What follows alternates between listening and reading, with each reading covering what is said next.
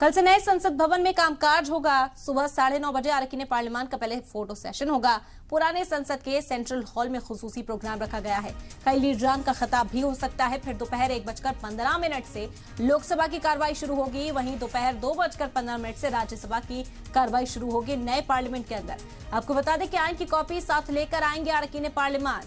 सभी के लिए आइन की कॉपी तैयार की गई है। नई पार्लियामेंट में उन कॉपियों को पहुंचाया गया है और सभी अरकान पार्लियामान कल आइन की कॉपी के साथ नए पार्लियामेंट में पहुंचेंगे। तारीखी दिन हिंदुस्तान के लिए रहेगा आज। जो पुराना सदन है उसे विदा दी गई।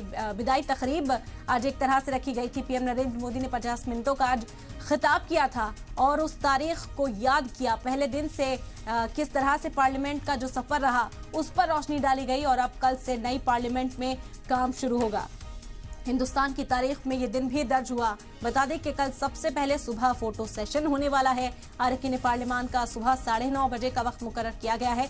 अरकान पार्लियामान पहुंचेंगे नई संसद में और वहां पर फोटो सेशन होगा। पुराने संसद के सेंट्रल हॉल में खुसूसी प्रोग्राम का एहतमाम भी किया जा सकता है। उम्मीद ये जाहिर की जा रही है कि कई लीडरान खिताब भी कर सकते हैं।